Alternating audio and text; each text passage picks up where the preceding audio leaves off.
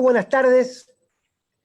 Le damos la bienvenida a este inusual webinar de la SADI, y no inusual porque no estemos acompañados como nos gusta de nuestros más reconocidos profesionales, sino acaso por la temática que apunta este viernes no tanto a la información pura y dura, que son las que manejan nuestros expertos, sino más bien a esos aspectos del COVID-19 y la vida doméstica, en el caso que nos ocupa hoy, la vida escolar, la situación de los papás, mamás, la situación de los alumnos, de los estudiantes, la vida doméstica, lo que nos pasa en casa, esas preguntas que ustedes tienen y que a veces, por el exceso de la información o de la mala información, hacen más daño del bien que aportan. Es para mí un gran gusto, un enorme gusto, presentarles primero informalmente, porque así va a ser esta charla, a Leda, Natalia y Germán. ¿Cómo están ustedes allí? Cada uno en su Hola. lugar de trabajo. Gracias por estar ahí. Les digo que ya, a los tres les digo que ya en nuestro sitio de preguntas de nuestra web de la SADI hay casi 40 interrogantes que por supuesto son los que desarrollaremos en el día de hoy. Y ustedes tienen que saber, no sé qué lado de la pantalla lo ven, pero que Natalia y Germán son dos de los doctores que participan del equipo que especialmente la SADI creó para responder preguntas en general. ¿Vieron cuando ustedes escriben por nuestras redes sociales? Bueno, ellos dos son parte del equipo, así que nos enorgullece mucho tenerlos hoy allí. Vamos a presentarles primero entonces a nuestros acompañantes del día de hoy. La doctora Leda Guzzi es miembro de la SADI, claro, y además es infectóloga del Hospital Maternidad Santa Rosa y de la Clínica Olivos de Swiss Medical Group. El amigo Germán, así se dice, es parte del servicio de infectología del Hospital Fernández, allí hace trabajo asistencial y de investigación y subinvestigador del área de investigaciones clínicas de la Fundación Huésped. Y la querida amiga Natalia Laufer es médica infectóloga, investigadora adjunta del CONICET en el Instituto INVIRS y docente de la UBA, en infectología e inmunología. Bueno, presentados todos, todas y todes, si les parece, Leda, te damos la palabra a vos. Natalia y Germán, no se vayan, por favor, sí de imagen, pero no de presencia. Termina Leda y ya le damos rienda suelta a las casi 70 preguntas que venimos acumulando. Leda, todo tuyo. Bueno, buenas tardes. Después de superar diversos obstáculos tecnológicos, tengo el agrado de estar aquí compartiendo este espacio con mis colegas y sobre todo con la gente, con las personas que tienen consultas y dudas. Siempre con la alegría de poder transmitir información veraz y confiable. La idea de este webinario era, en principio, hacer una presentación comentando algunos aspectos relevantes de la pandemia de COVID-19, algunos datos epidemiológicos que son interesantes para poder comprender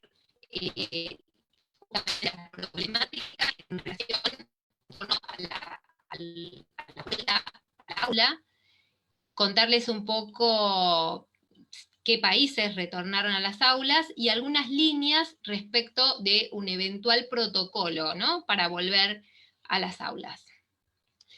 Todo comenzó y nuestras vidas comenzó a cambiar a mediados de diciembre de 2019, cuando un grupo de médicos de la ciudad de Wuhan, de China, comenzaron a detectar casos de neumonías graves en pacientes que se presentaban a los distintos centros y que tenían como nexo en común haber asistido, concurrido a un mercado de mariscos y de venta de otros frutos de mar, que por otro lado también está en las cercanías de lugares donde se concentran también animales de diversa índole, mamíferos y otros animales salvajes, y que estas personas se empezaron a presentar con estas neumonías que se caracterizaban por ser severas y por no encontrarse el agente causal o por lo menos que no respondían a los típicos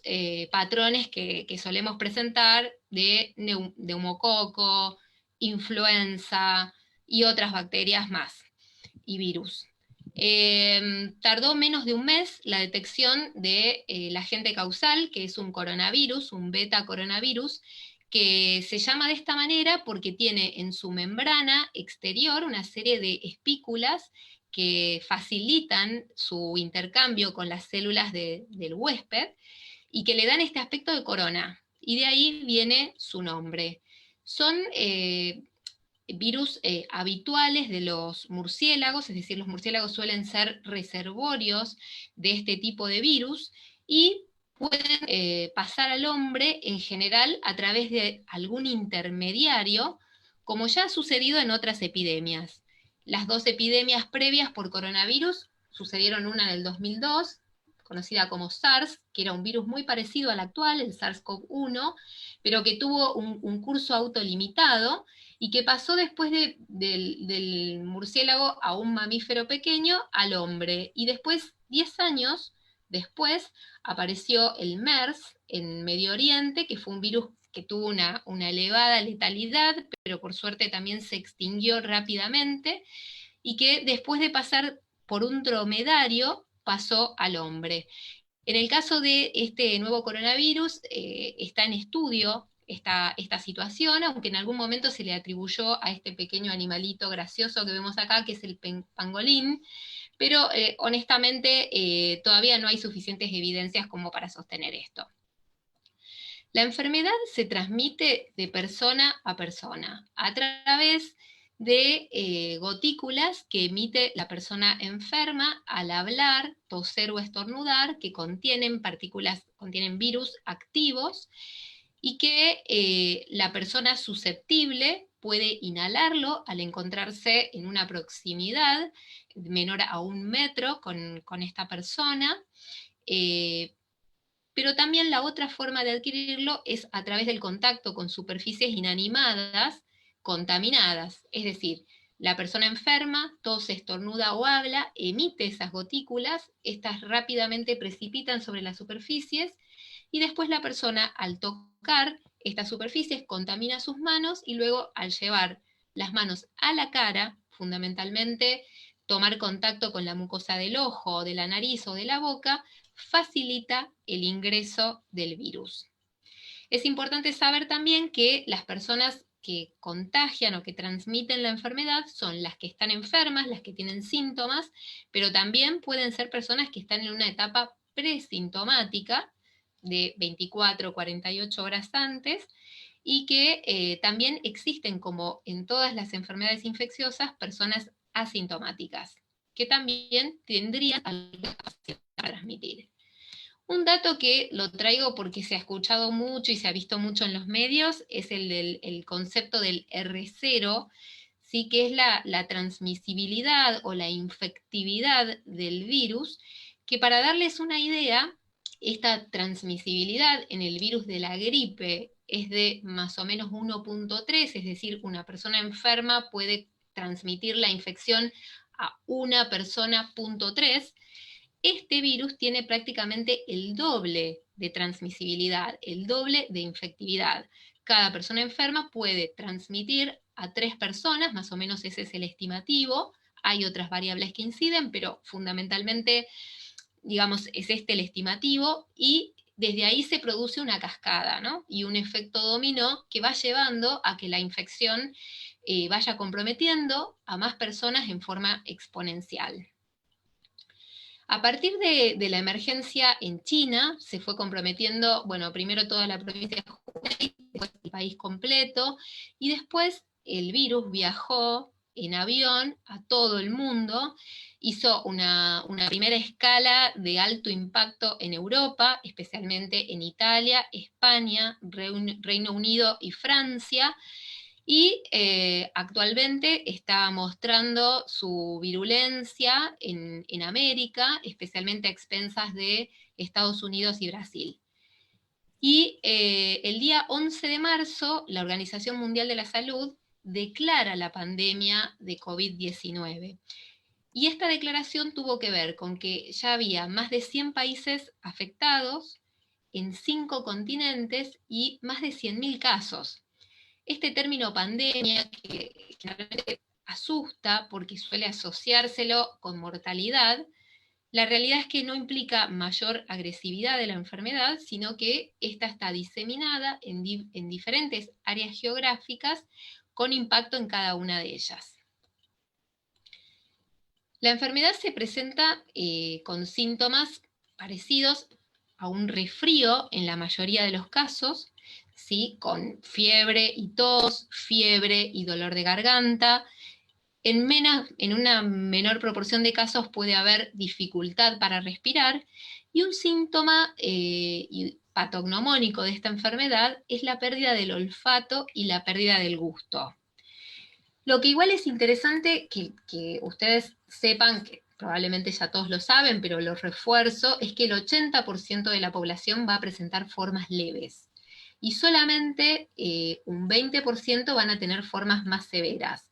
De estos, un 15% van a presentar formas moderadas, que van a requerir algún grado de hospitalización, y solamente un 5% de las personas van a requerir terapia intensiva y tal vez el uso de un ventilador mecánico. El 3 de marzo, Argentina tuvo su primer caso. Este caso y varios que fueron posteriores fueron vinculados a la importación. Esto quiere decir que sucedían en personas que habían adquirido el virus en un viaje al exterior, en un área en donde el virus ya circulaba en la comunidad.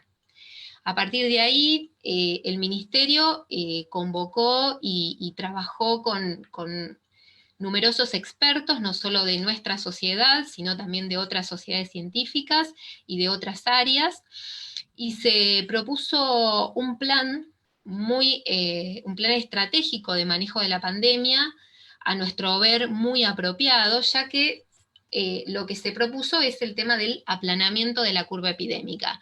¿Y en qué consiste esto? Cuando se produce una enfermedad por un virus para el que nadie tiene defensas, un virus del que estamos conociendo sus características, y se lo deja libremente que, digamos, que haga su ciclo biológico, encontramos que se presentan numerosos casos, miles o cientos de miles, en poco tiempo, y esto genera una saturación del sistema de salud, una saturación y un colapso, y lleva a que muchas personas puedan quedar sin asistencia sanitaria, dando lugar a las imágenes tristísimas que vimos en los países europeos y que ahora estamos viendo en una de Brasil y Estados Unidos. Entonces, el objetivo que se planteó el Ministerio de Salud fue un aplanamiento de la curva, una ralentización en la presentación de los casos, porque si uno, digamos, logra que los casos se presenten lentamente a lo largo del tiempo, esto va a dar lugar a que el sistema de salud gane tiempo y en ese tiempo se fortalezca. ¿De qué manera? Adquiriendo insumos para la atención médica, camas, respiradores, entrenamiento para el personal, que esto no es menor, ¿sí? Porque cuando las cosas suceden de forma bruta, es difícil que se lleven bien adelante. Entonces, el objetivo fue lograr este aplanamiento, y la realidad es que se viene logrando. Fíjense, el 15 de marzo se declaró la suspensión de las clases y el cierre de fronteras, y a partir del 20 de marzo ya comenzó la cuarentena obligatoria. Y a partir de ahí, gracias al esfuerzo de todos, de ustedes y de todas las personas que cumplieron con esta obligación, además de ver estas imágenes que probablemente no se repitan, al menos en este siglo, esperemos, de una Buenos Aires fantasma y de otros lugares, ¿no?, en el país, que parecían ciudades fantasmagóricas, logramos el aplanamiento de la curva. Y fíjense cómo, digamos, esta es la curva día por día, y fíjense que tiene un ángulo pequeño, es una curva aplanada, que realmente nos ha dado tiempo para prepararnos para enfrentar un eventual aumento de casos. ¿Cuál es la situación actual? Bueno, en el mundo, fíjense, hay casi 4,5 millones de personas infectadas. Este mapa es un mapa que se actualiza en tiempo real, que es de la Universidad Johns Hopkins, y también en el mundo hay 303.000 muertos por coronavirus. Fundamentalmente, la situación es peor en este momento por el número excesivo de casos que hay en Estados Unidos, que tiene prácticamente 1.500.000 casos. Rusia tiene 262.000 casos y el Reino Unido con 238.000 casos. Y en nuestro continente, fíjense, Brasil con 206.000 casos, y a este momento Brasil ya registra casi 15.000 muertos. ¿Cómo es la situación en Argentina? Bueno, en Argentina existen 22 provincias afectadas. Hasta el día de ayer se reportaron 255 casos nuevos, lo que da un total de 7.134 casos sobre 88.000 notificaciones de casos sospechosos. Se reportaron 9 fallecimientos y al momento actual hay 353 personas fallecidas. Es cierto que en los últimos días, especialmente el miércoles y el jueves, vimos un aumento en el número de casos, y esto tiene que ver con que se hizo un protocolo de búsqueda activa de casos en las zonas que hoy concentran la mayor problemática, que son los barrios vulnerables de Cava, fundamentalmente la Villa 31 y la 1-11-14, en donde el Ministerio de Salud desarrolló un operativo llamado Detectar, con el que se fue a buscar específicamente a las personas que presentaran síntomas y a sus contactos para hacer la búsqueda y el aislamiento específico. Tengan en cuenta que, como se observa acá en el mapa, AMBA y la provincia, Cava y el AMBA, es decir, los primeros 3 cordones de la provincia de Buenos Aires, concentran la gran mayoría de los casos, entre el 70 y el 86% de los casos, depende un poco de la estadística diaria, y las otras provincias que también presentan casos relevantes en su número y en su actividad son la provincia de Chaco y la de Córdoba. Esta es la presentación por grupo de edad de la enfermedad. Fíjense que la mayoría se concentra en la edad más joven. El promedio de edad en Argentina es de 42 a 44 años de los afectados. Y fíjense que en esta población, que es la que a nosotros nos interesa más en este momento, que es la de los niños, la realidad es que la incidencia ha sido baja, alrededor de 330 casos de 0 a 9 años y más o menos 350 de 10 a 19 años. Y esta curva que se ve acá es la curva de la letalidad. La letalidad es un índice que nos marca, que se construye con el número de fallecimientos sobre el número de casos confirmados. Y en Argentina, esa tasa de letalidad es una tasa del 5%. Y es interesante mostrarles que en estos dos grupos la tasa es de 0% y claramente comienza a aumentar a partir de los 60 años.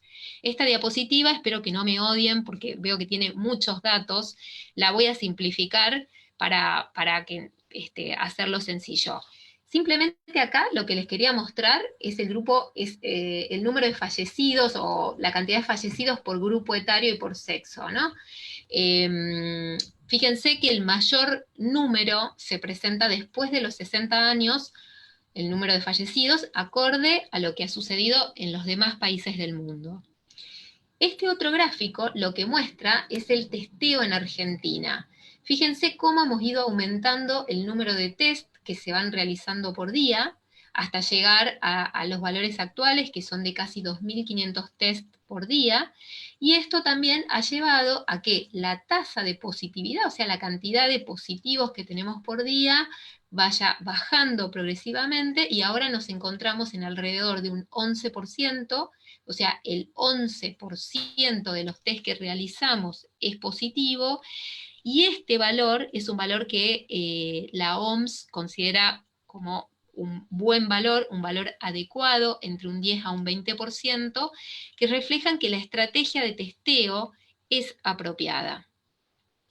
Este otro gráfico que les quería mostrar es simplemente es el que usó el presidente el otro día cuando habló de la continuación de la cuarentena, donde mostró cómo es el tiempo de duplicación de casos, que es una variable que se tiene muy en cuenta para decidir el pasaje de una fase de cuarentena a otra, y cómo en Argentina ese tiempo ha ido creciendo progresivamente hasta llegar a 25 días. Esto igualmente es un promedio general en todo el país y claramente no refleja la situación de Cava y de Lamba, en donde el tiempo de duplicación es mucho menor y es de alrededor de 13 días. Es decir, que en esta zona todavía hay una intensa transmisibilidad viral que lleva a que sea necesario que nos mantengamos todavía en la fase 3 de cuarentena con una movilidad de la población de solo el 50%. Entonces, por todo lo antes mencionado, porque tuvimos más casos en los últimos días, porque la velocidad de duplicación de casos no es homogénea en todo el país, la realidad es que seguimos esperando que los casos puedan aumentar en los próximos días, es que consideramos que por el momento no están dadas las condiciones sanitarias para un retorno a la educación presencial en Argentina.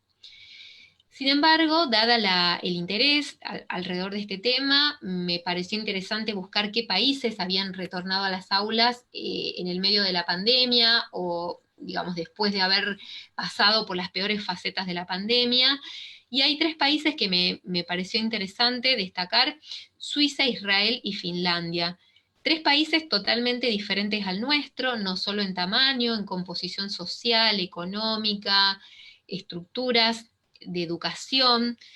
Sin embargo, y más allá de estas diferencias, lo que quería mostrarles es que, por ejemplo, en Suiza, donde vive mi sobrino, que ya volvió al jardín esta semana, el número de casos, fíjense cómo ha decrecido ya en esta etapa y se encuentran en otro momento de la pandemia claramente. Lo mismo podemos decir para Israel, en donde también los casos han descendido y parecieran estar en una salida de la pandemia.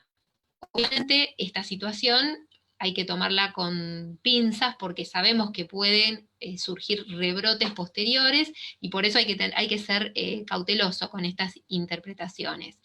Y tanto en Suiza como en Israel y también en Finlandia está claro que la administración de la cuarentena va a depender de la evolución de los casos, y donde se vea que la situación se complejiza y empieza a haber un aumento en el número de casos, se va a volver atrás.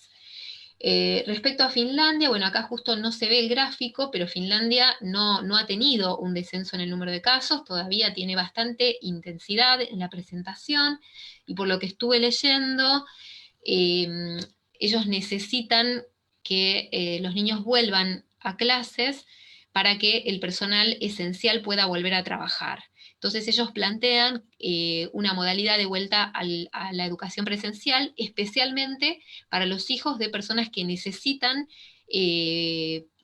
por diversas razones, volver al trabajo, en tanto que el resto podría seguir con una educación virtual. Que me parece interesante transmitir también de lo que es la infección por COVID en niños, niñas y adolescentes. Fundamentalmente que tienen una muy baja incidencia de COVID-19, en algunas series es menor del 1% entre los 0 y los 10 años, y es menor del 2% entre los 10 y los 19 años. No suelen presentar formas severas de la enfermedad. La mortalidad, como ustedes vieron, bueno, en Argentina es de 0, ha habido algunos casos de mortalidad en el mundo, aislados, pero generalmente vinculados a pacientitos con enfermedades preexistentes y algún grado de inmunocompromiso. Y sí es cierto que los niños pueden transmitir, aún estando asintomáticos, pueden transmitir el virus a su entorno familiar o a otros adultos. Y hay algunos reportes que, bueno, están en estudio, que marcarían que son los adultos los que transmiten más a los niños. Sin embargo, todo eso está en evaluación y cuando la pandemia haya pasado probablemente tengamos información veraz en este sentido. Entonces, ¿qué les quiero comentar de esto? Algunas de las estrategias que se han utilizado en otros países para la vuelta a el aula. En primer término, se ha planteado un regreso escalonado y progresivo, dando prioridad a los inicios y cierres de los ciclos lectivos, es decir, fundamentalmente primer grado, el último año de la secundaria, el último año de la primaria. A estos grados se les ha dado la prioridad para volver antes que al resto. La capacitación de los niños en las nuevas modalidades de convivencia dentro de la escuela, y esto puesto como una responsabilidad a cargo de los padres y de los docentes, fundamentalmente en términos de el distanciamiento social, el lavado de manos frecuente y la higiene de la tos, ¿no? Esta práctica que aprendimos tanto en este tiempo, que es que cuando estornudamos o tosemos lo hacemos en el pliegue del codo, ya que si lo hacemos en la mano, contaminamos después las superficies que tocamos o si tocamos a los compañeros o a otras personas.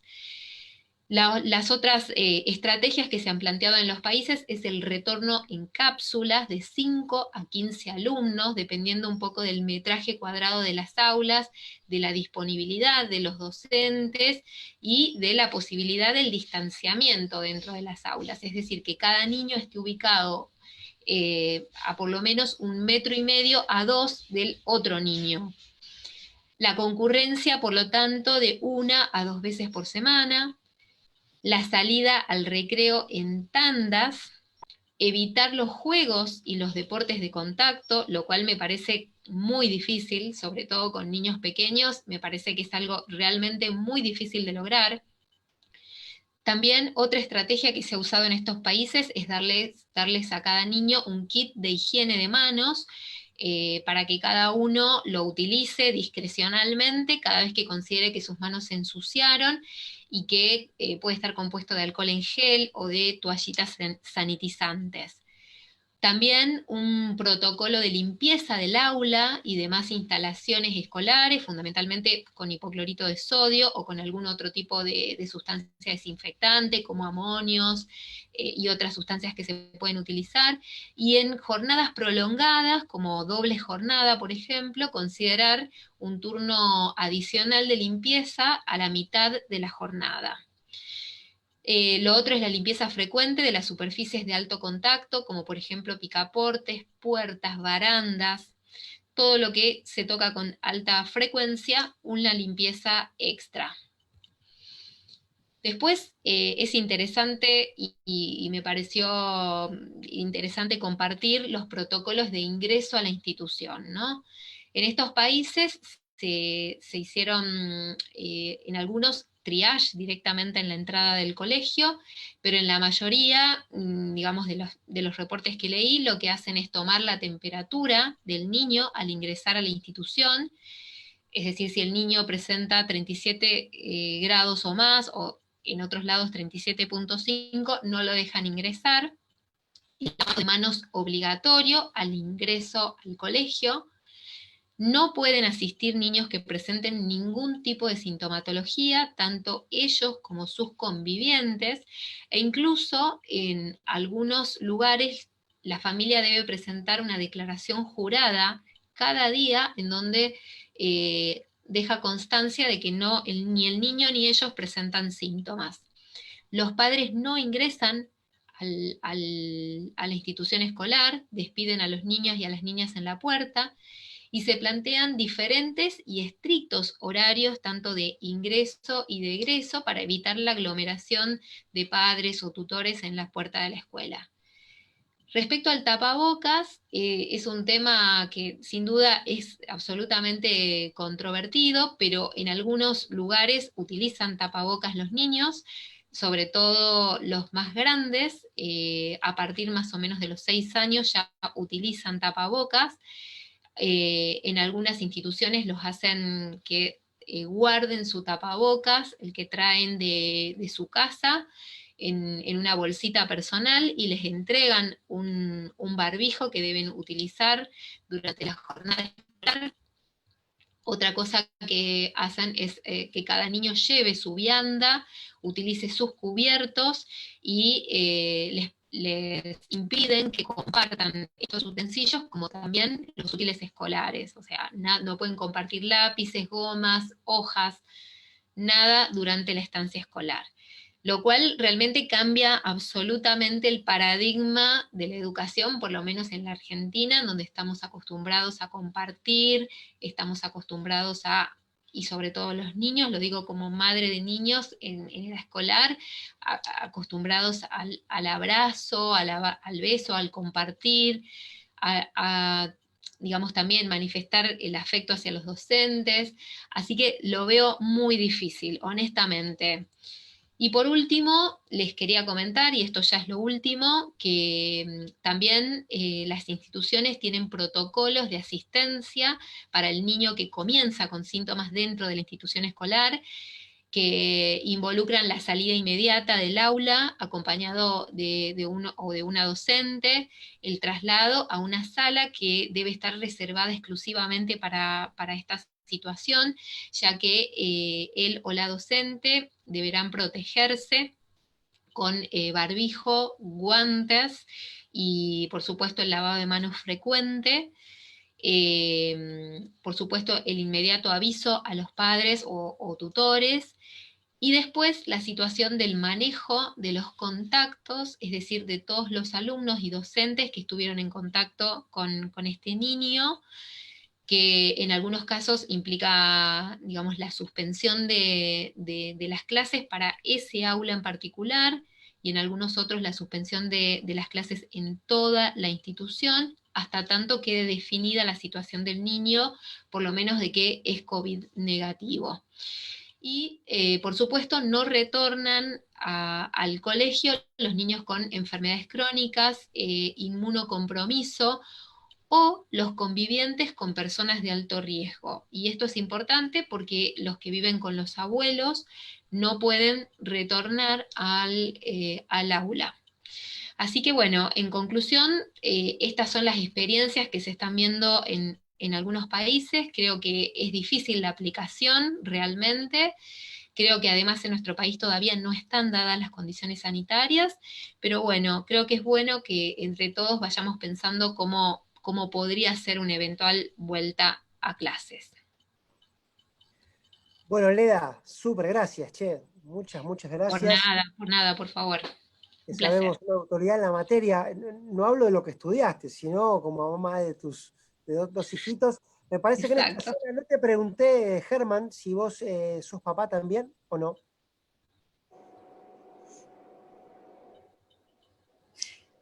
Justo me has preguntado, bueno, primero, antes que nada, agradecer la invitación a participar y a tratar de contribuir un poquito. Siempre es un gusto poder participar de alguna actividad de la SADE. Voy a ser papá en poquito tiempo. Ah, bueno, entonces ya Estoy sos un ahí. experto. Me faltan, creo que yo no más de semana y media, 2 semanas para empezar a contar para el inicio. Si te llaman ahora, te liberamos. Acá no lo tenemos claro. Natalia, me parece que vos conmigo somos los que estamos al tope de la lista, por lo menos en cantidad, ¿cierto? Sí, sí, sí, creo que sí. Bueno, entonces te preguntamos a vos, Natalia, en principio llegan muchas preguntas con lo que tiene que ver con la limpieza de objetos cotidianos, entre ellos la computadora y el dispositivos electrónicos que nuestros niños y niñas y niñes utilizan muy frecuentemente en casa. ¿Hay una limpieza en un solo paso, Natalia, o se requieren más pasos para limpiar este tipo de artículos? No, tenemos la suerte de que este virus, si bien es muy fácilmente transmisible, como contaba Leda, se destruye muy fácilmente. Entonces, y también tenemos la suerte de que se puede hacer a través de alcohol. El alcohol en distintas graduaciones, lo mínimo sería de un 60%. Entonces eso nos permite limpiar todo lo que sean todos los artefactos electrónicos, el celular, la computadora, el mouse, las pantallas, con o un paño embebido en alcohol, o directamente ya las toallitas que vienen embebidas en alcohol. Y en un solo paso lo podríamos hacer. Es más, se puede rociar, obviamente eso va a tener más impacto, digamos, puede mojarse más estos aparatos, pero lo ideal sería disponer de una servilleta de papel, rociarla en alcohol y limpiar cuidadosamente que pase por toda la superficie. Mismo también el alcohol en gel puede usarse para el celular o para las tablets, pueden limpiarse de esa manera. Así que está esa posibilidad totalmente, y que además hay que hacerlo, no solamente es que se pueden limpiar, sino que hay que hacerlo, sobre todo cuando pasan de un usuario al otro, en esos momentos, está bueno cuando uno termina o cuando uno empieza a usarlo, hacer esta limpieza, que es muy rápida y sencilla. El alcohol es muy rápido en su acción, una vez que se evapora también ya está, entonces nos permite generar un ambiente seguro en el uso de los dispositivos. Si me permitís un bocadillo, les cuento que en el año 2018 nosotros hicimos un estudio acá en la clínica donde evaluamos la presencia de bacterias patógenas en la superficie de los teléfonos celulares antes y después de un proceso de desinfección, y encontramos un 70% de bacterias con capacidad patogénica en los teléfonos, así que realmente tiene que ser una práctica que se incorpore, y como dice Pedro Kahn, de esas que tienen que quedar, ¿no?, para después. Hernán, nos preguntan acá varios temas también de la vida doméstica, pero esta parte de las charlas, le diría que el componente fundamental de las charlas es desmitificar justamente esas cosas que se construyen por repetición de escuchar. Y se ha escuchado mucho el tema de la ropa cuando alguien que sí puede transitar y que sí puede circular regresa a casa. ¿Qué tiene que hacer con la ropa? ¿La tiene que lavar toda? ¿Se tiene que rociar los zapatos? ¿Solamente la suela? ¿Hay posibilidad que el virus ingrese a la casa a través de la vestimenta? Mira, el tema, lo que tenemos que entender es que la medida importante para evitar la transmisión es el lavado de manos, y en el caso de ser un paciente sintomático, o en el caso de salir afuera, como hoy estamos usando los tapabocas. En cuanto a la ropa, cuando uno ingresa a la casa, una de las recomendaciones podría ser dejar los zapatos afuera, o digamos, utilizar un trapo embebido en una preparación con lavandina y agua, aunque las posibilidades de transmitirlos de esa manera son realmente bajas. Existe la situación de trabajadores de la salud que están expuestos al virus, o a los pacientes con sospecha de virus, que necesitan sí tener recomendaciones especiales en cuanto al manejo de la indumentaria. En ese caso, los trabajadores de la salud, por sobre todo para que la gente lo conozca y lo sepa, tienen la indicación de llegar a su domicilio, dejar su ropa, traer su ropa en una bolsa para aislarla en cuanto al contacto, lavarla y bañarse. Esto es para trabajadores de la salud. La gente que está en este momento manteniendo distanciamiento social en sus casas y que pueden salir a hacer una compra, o que pueden salir a hacer a sus trabajos habituales, no estaría indicado ese tipo de manejo. Natalia, te digo algo interesante que se pregunta mucho. Sí, te digo algo interesante que nos han preguntado mucho, que es cómo preparamos estas soluciones desinfectantes en casa con la lavandina. Hay dos tipos de concentraciones de lavandina. Está la lavandina que uno compra en el supermercado, que trae una concentración un poquito, que es más concentrada, son 25 gramos por cada litro de lavandina. La indicación es usar una cucharada, perdón, en la concentrada, que son 55 gramos, es usar una cucharadita sopera al ras en 1 litro de agua. En el caso de que uno utilice la lavandina que es de uso comercial, hay que usar 2 cucharaditas soperas. Hay que prepararla previamente, siempre que uno va a limpiar una superficie con este tipo de preparación, siempre es importante previamente hacer un lavado y un fregado con agua jabonosa o con detergente, Esto es importante para tratar de limpiar lo que es la suciedad visible. Después que se enjuague y se seque esa superficie, le vamos a pasar, la vamos a desinfectar con esta solución de lavandina, que es importante siempre dejarla actuar algunos minutos. Como es importante, cada vez que nosotros vamos a limpiar la casa y vamos a utilizar estos preparados, utilizar guantes, evitar salpicarse también. No, te preguntaba, Hernán, antes Desinfectan. de decirme, Leda, no, una pregunta que muchas veces nos hacen, pero tampoco es cuestión de dejar esa preparación todo mucho tiempo en el balde, porque creo que tiene, ustedes sabrán más que yo, una vida útil, ¿no? ¿De cuánto tiempo estamos hablando? Son Hay que prepararla en Eh, pija. Sí, la duración de esa dilución es 24 horas un día, que uno lo tiene que utilizar. Siempre acordarnos de ventilar los espacios, siempre acordarnos de...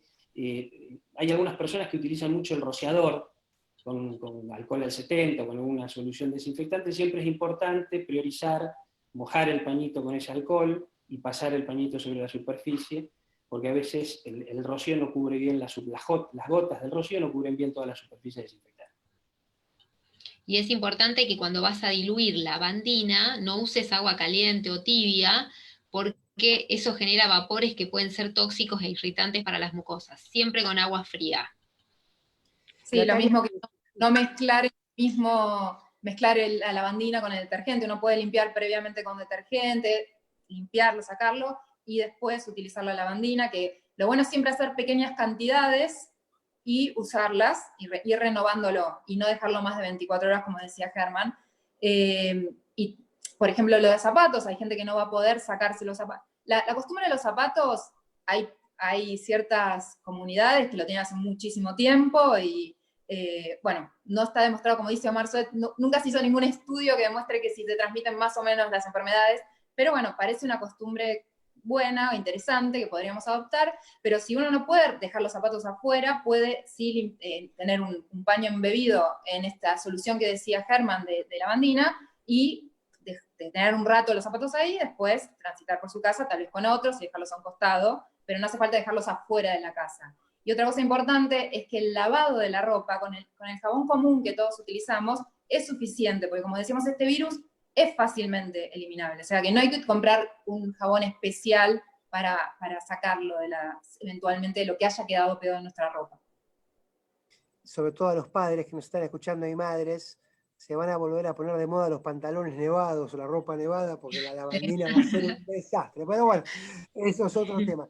¿Quién me puede ayudar con otras preguntas que hay con el tema de los alimentos? ¿Qué pasa si los alimentos son, entendiendo los que uno compra, ¿no? Son capaces de transmitir el virus y llevarlos a casa? ¿Cómo resolvemos eso? Bueno, es una gran pregunta, ¿no?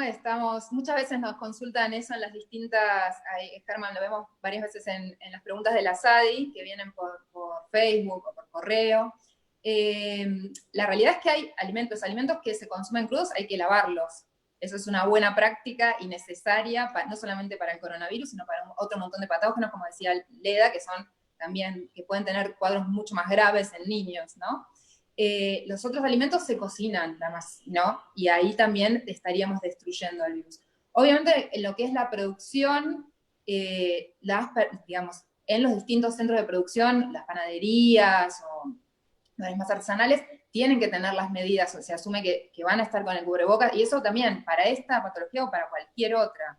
El lavado frecuente de manos, el uso de cubrebocas, entonces, en principio, esas serían las medidas. Lo que comemos crudo lo vamos a lavar, y lo que no es crudo se cocina, y después lo que sea más productos de panadería, eso es lo que más se me ocurre, no sé si a ustedes se les ocurre otro más. Tendría que el personal que lo está produciendo asegurar, porque es la normativa de bromatología, asegurar que no haya contaminación en el momento que lo producen, por eso siempre tienen que estar vestidos de una forma particular. Te agrego, Nati, un tema importante con el tema alimentos es el lavado de los cubiertos, y el lavado de los cubiertos y los utensilios en la cocina, tratar de tener una limpieza asidua, por lo menos una vez al día, en lo posible, lo que es alacenas, lo que es mesadas, y por supuesto no intercambiar elementos de consumo, de vasos ni cubiertos, elementos para consumo personal. Bien. En cuanto a la fruta, como decía Natalia, lavarlas, por supuesto, no más que eso. Les decimos a quienes nos están acompañando que estamos leyendo las preguntas que nos llegan vía web a través del formulario que aparece en nuestra red social Facebook, que esta charla se graba, ya me la imagino circulando por varias escuelas y colegios, así que no se hagan problema que los que se la perdieron o llegaron tarde la pueden volver a ver en nuestras redes sociales en cuestión de horas, cuando esto termine. Leda, acá hay una pregunta que yo quiero formularles porque me parece que es representativa de varias de estas cosas que se escuchan, lamentablemente, por medios de comunicación irresponsables. Esto corre por mi cuenta. Porque Malena dice, tengo ganas de contagiarme y aislarme hasta curarme, pero me dijeron que uno se puede volver a contagiar. La realidad es que Lo hemos escuchado eso de gente famosa o por lo menos conocida, ¿no? sí, es verdad, es verdad. No, hay que tener en cuenta que al momento actual desconocemos si una persona que padece la infección y desarrolla, por lo tanto, anticuerpos, si esos anticuerpos van a ser suficientes para evitar una reinfección. O sea, realmente desconocemos este concepto, desconocemos si esos anticuerpos tal vez prevengan formas graves y tengan formas leves o no. Realmente todo esto está en investigación y por lo tanto yo creo que lo mejor es no enfermarse.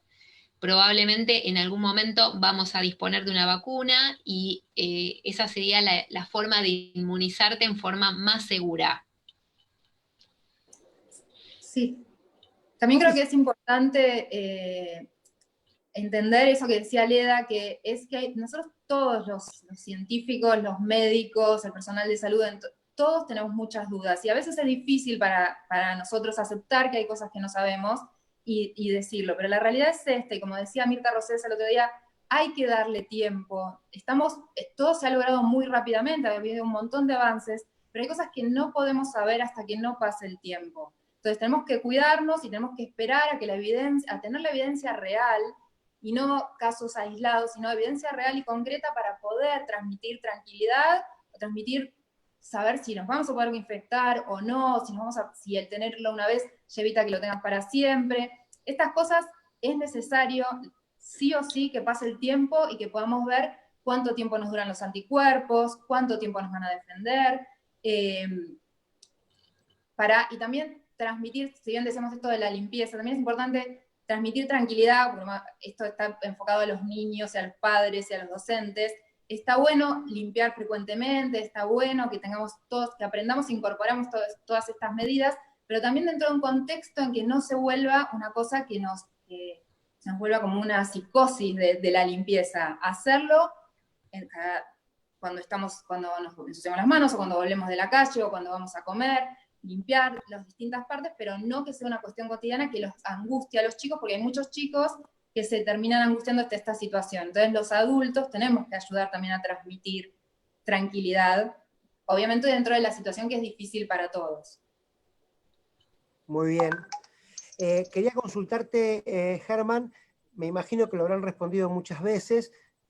Estuvimos incluso pensando en organizar un webinar para esta temática solamente, pero bueno, aprovechamos ahora para hablarte del tema de las mascotas, porque hay muchas preguntas que nos llegan, inclusive hoy, sobre, por ejemplo, perros que están con una persona con síntomas y se pueden constituir ellos en agentes de transmisión. Mira, Diego, ¿hay alguna evidencia de transmisión en algún tipo de especie animal?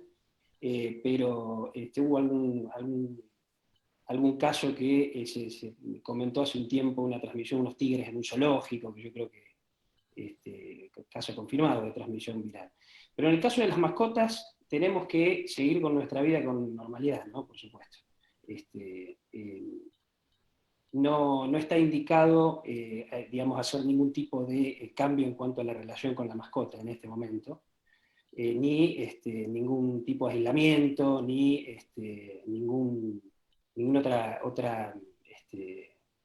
digamos, ningún tipo de cambio en cuanto a la relación con el animal. No hay nada que haya demostrado que sea hoy un agente que transmita la infección viral al resto de la familia. Muy bien. Sí, está el tema de limpiarle los pies, las patas, no los pies, Bueno, sí. patas, cuando vuelven de pasear a los perros. Y en algunos casos plantean tal vez que si hay una persona con diagnóstico que está haciendo el aislamiento en la casa, que no ha sido internado, que tal vez no sea la persona responsable del cuidado de la mascota, para evitar eventualmente que la mascota se enferme. Y si la mascota está enferma, bueno, obviamente ocuparse también de la mascota, pero como decía Germán, no hay ninguna evidencia de que sean ellos los transmisores, pero sí cuidarlos de esta manera para que eventualmente no se contagien. Muy bien. Acá nos preguntan si es útil, vuelven con el tema de la ropa, rociarse con alcohol. Calculo que con este vaporizador que ustedes hablaban. No, yo creo que no hay ninguna evidencia de que la ropa sea transmisora efectivamente, o sea, la ropa de las personas que salen a la calle, ¿no? Porque también estaba bueno esta aclaración que hacía Germán hace un rato, de que el personal de salud es diferente, porque uno ingresa a la habitación donde está aislado un paciente que es positivo y que tal vez tose, estornuda, y uno está en una proximidad muy importante porque lo oculta, lo revisa, le toma una muestra. La realidad es que ese escenario es diferente del de salir a la calle a hacer una compra, a hacer un trámite. No está demostrado que la ropa sea un vehículo eficiente de transmisión del virus. Así que no estaría justificado hacer ese tipo de tratamiento. No, ni las cabinas importantes, estas cabinas que están planteando de pasar por la cabina, no están avaladas por ninguna entidad, y también hasta podrían en algunos casos ser perjudiciales, porque si generan aerosoles en el momento que te están haciendo ese splash, serían negativas. Entonces no hay evidencia que avale su uso. Pregunta vía Bueno, Facebook. incluso, Decime, Germán, sí, te escucho. perdón, Diego, no, incluso también una pregunta que es muy frecuente en la gente es la transmisión a través del papel o del cartón. O sea, también sabemos que en el caso de que en este tipo de superficie porosa estuviera el virus, el tiempo de viabilidad del virus es muy bajito, está dentro de las 24 horas o menos, o sea que tampoco se considera un elemento de contagio importante o de transmisión importante. Sobre todo porque la gente tiene mucho miedo a veces en los envíos por correo, a las cajas que uno recibe. La Organización Mundial de la Salud considera que no hay transmisión a través de este medio, ¿no? O sea que sería relativamente seguro utilizarlo. Aunque uno cuando hace las compras al supermercado, que viene con las bolsas de plástico, o con elementos, siempre lo importante es tirarlas a esas bolsas, ¿no? Posteriormente hacer un lavado de manos, o en el caso de que hubiera alguna superficie plástica o algún envase plástico, usar alguna toallita desinfectante, limpiarla unos minutitos. Y lo que es siempre muy importante, lavarse las manos. Que eso lo decíamos al principio de la charla, porque una vez está analizando situaciones de contagio que son un poco más improbables, pero sabemos que lo que realmente nos protege, nos deja y nos da seguridad es, después de haber tocado superficies de cualquier tipo, ya han estado contaminadas o no, después que entramos de nuevo a casa, es muy importante lavarnos las manos. Y lavarnos las manos de manera correcta, ¿no? O con jabón y agua, durante por lo menos 20 o 30 segundos, o 20 segundos, lavarnos bien las manos y las muñecas, o con alcohol en gel. Siempre sabiendo que después de 5, 6, 7 veces que nos usemos el alcohol en gel, siempre es importante hacer un lavado de manos. Pero bueno, nosotros en casa, en realidad, los grandes momentos de lavado son cuando entramos a casa o cuando manipulamos objetos que pueden venir de afuera y que pueden estar contaminados. Acá nos escribía Patricia, justamente lo que yo también estaba pensando a propósito de lo que vos decías, Germán, y con esto ya estamos despidiéndonos, por lo menos de este encuentro, que hay que explicar que la gente no se toque todo el tiempo el tapabocas, que hay lo que se ve, y que nosotros también lo padecemos, sobre todo los que lo usamos mucho tiempo, porque como vos bien decías, Germán, y la incorporo también a Leda y a Nati, a veces el tapabocas da una falsa sensación de seguridad, pero si uno no se lava las manos y se rasca un poco la nariz porque le pica o se toca la boca, de nada sirve, puede tener 25 tapabocas que se va a contagiar igual. Uh-huh. Además también... Exactamente. Tiene... Dale, Nati. No, sí. No, decía que A ver, el tapabocas cuando uno decide que hay que usarlo bien. Y la primera pauta que hay que tener en cuenta es que una vez que el tapabocas se coloca, y que es, perdón, que es tapaboca y tapa nariz, ¿no? Porque es un término poco feliz tapabocas, porque tiene que cubrir ambas superficies, tiene que calzar bien sobre el puente nasal, que tiene que quedar ajustado acá, y se tiene que ajustar a través de tiras a las orejas o a la cabeza. Y una vez que se coloca, no se puede volver a tocar. Si uno necesita retirarlo, tiene que hacerlo con sumo cuidado. Lo ideal sería que uno ya lo guarde en una bolsita para después lavarlo en casa, pero si no tiene la posibilidad de utilizar otro, no llevaste otro en tu cartera, no tenés esa chance, lo que hay que hacer es buscar alguna servilleta de papel, algo donde vos puedas aislar la superficie en donde lo vas a apoyar y después te lo volvés a colocar.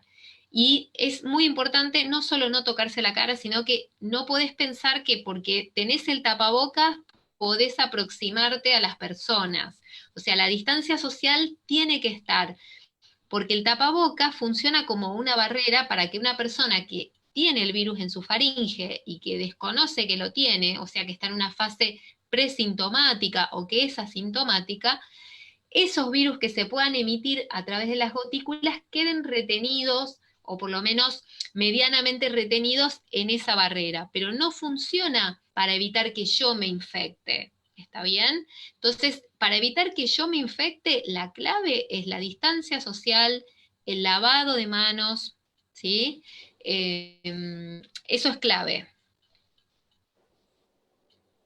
No, y es clave también entender esto que decía Leda, que, porque dicen, ustedes cambiaron, primero decían que no usásemos el barbijo, y ahora sí, bueno, la idea nunca cambió. El barbijo lo que hace es evitar, cuando yo lo uso, evito contagiar a los demás. Seguimos manteniendo el mismo concepto, como había una circulación más importante, todos lo usamos, pero pensando en proteger al otro. ¿Está bien? Eso es una idea muy importante, porque a veces hay gente que yo veo que dice, no, bueno, a mí no me importa, yo soy joven, si no me... pero vos no es que lo estás usando por un grado de protección de mente a vos, mínimo, pero sobre todo lo estás usando para proteger a los demás. Entonces es una cuestión de, en esta nos salvamos entre todos y nadie se salva solo, y es muy importante también tener en cuenta. Y perdón, y te agrego, Diego, una cosa muy cortita, que me parece que es importante hablando de toda esta información. Yo creo que es importante también, cuando pensamos en los chicos pequeños, es protegerlos de la información que todavía no pueden procesar bien. Existen guías que los papás pueden buscar en internet, hay guías de Organización Mundial de la Salud y UNICEF que son muy importantes y muy interesantes para poder contarles y explicarles esto a los chicos, sobre todo menores de 6 y 5 años. ¿No? Es importante protegerlos, porque a veces les puede generar mucha ansiedad y mucho miedo, mucha incertidumbre, la información que no podemos transmitirle bien. Muy bien, una última fuera de programa. Vicky nos escribe por Facebook y es importante esto. Vaya que sí, consejos para las salidas recreativas con niñas a partir de mañana. Todo de ustedes. Bueno, las creativas van a ser, las plazas van a estar cerradas, no va a haber, no se puede uno ir a juntar con sus amigos, sino que es para que los niños puedan empezar a salir y a estar al aire libre y van a salir, digamos, no todos según el DNI, van a salir un día o el otro, y a una distancia cerca de la casa. No es la idea ir a juntarse como recreativo, uno a veces interpreta que es, bueno, me voy a juntar con mis amigos.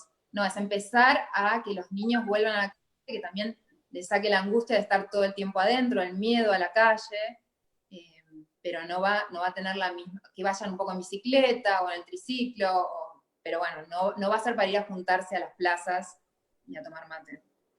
Y hay que seguir manteniendo el distanciamiento, y los niños a partir de los 2 años pueden utilizar tapabocas. O sea que eso también es una pauta que se puede considerar importante. El tapabocas nunca lo debe utilizar una persona que no pueda retirárselo por sus medios, ¿no? Eso es clave tenerlo en cuenta, o sea, personas que tienen algún grado, algún problema cognitivo o retraso madurativo no pueden utilizar tapabocas, pero en la medida en que ya el niño puede tener alguna conciencia de su utilización y puede eventualmente retirárselo, si tiene dificultad respiratoria, puede utilizar un elemento como este. Muy bien, me queda una sola pregunta. Germán, ¿querías agregar algo? No. No, está bien. Bueno, me No queda hay una más sola preguntas. pregunta imperdonable, sobre todo a vos, Germán. ¿Cómo se llama él o la bebé que estás esperando? Anton, es un bebé. Es un Muy varón. bien, muy bien. Así le mandamos entonces ya un gran saludo desde ahora, ¿no? Esperando Sí, que gracias. con la mejor de la Gracias. salud. Muy amable a todos. Leda, tus pequeños, ¿cómo se llaman? Jordana, que va a cumplir 7 próximamente, y Julián de 5. Natalia, sos vos con tus 3 varones, como éramos nosotros, somos en casa 3 varones. Tomás de 16, Teo de 13 y Jan de 9. Tengo para todo. Entonces, para mí, Violeta de 18, Paloma de 16 y Luna de 12, y para todos los chicos y las chicas que nos escucharon, sus papás, sus mamás, abuelos, tíos, para toda esta querida infancia que tanto cuidamos también nosotros desde la SADI, les mandamos un gran saludo. Sepan los que nos están mirando que los 3 doctores no están en su casa, están en su lugar de trabajo. Eso también es la SADI. Eso también son los infectólogos en la víspera de su día, el día domingo. Les mandamos un abrazo por anticipado. Levantaremos la copa por ustedes en este abrazo fraterno, por todo lo que nos ayudan a cuidarnos. ¿Saben? Gracias por acompañarnos, Leda, Germán y Natalia. Muchas gracias. Gracias. Gracias a Un ustedes. beso. Gracias a ustedes por estar Gracias, allí. un beso. La charla queda grabada, va a estar en un ratito en nuestras redes sociales. Será, si Dios quiere, hasta nuestro próximo encuentro. No.